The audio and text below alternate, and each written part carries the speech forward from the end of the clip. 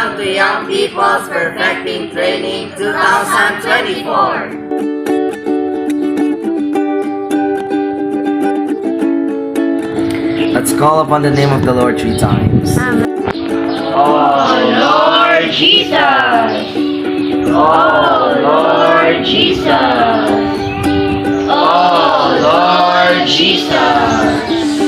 Knowing the Spirit, life, Christ, and the Church. And the church.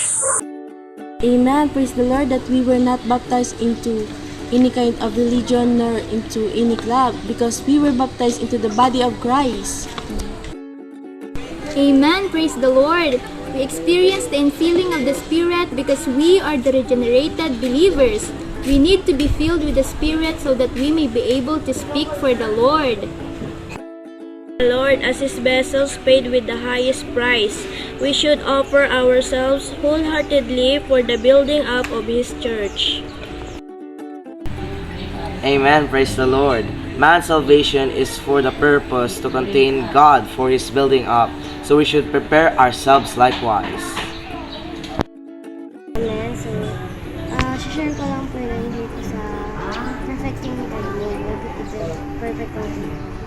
Ito po ang concept nyo po ba ito tayo lokal ng aspects ko ng sabi po dito na ikaw hindi nabautismuhan kung saan nagagawa religion.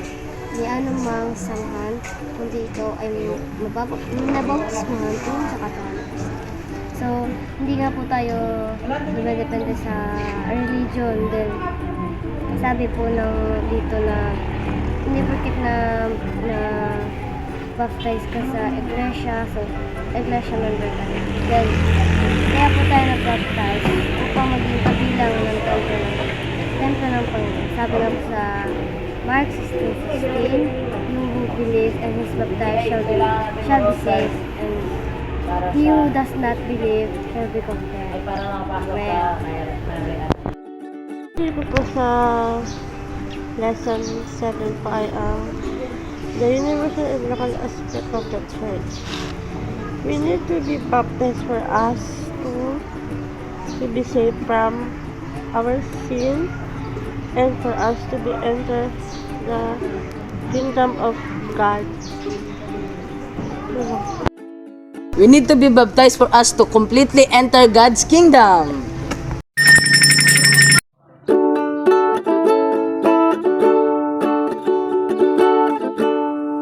I want to